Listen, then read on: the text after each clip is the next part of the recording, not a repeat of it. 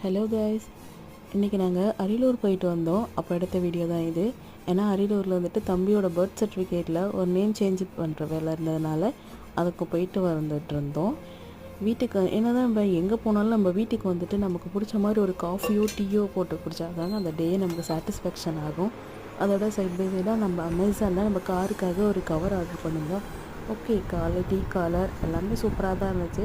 என்னோடய ஹஸ்பண்டுக்குமே அது ரொம்பவே பிடிச்சிருந்துச்சு. எனக்குமே அது ஓகேவாக தான் இருந்தது.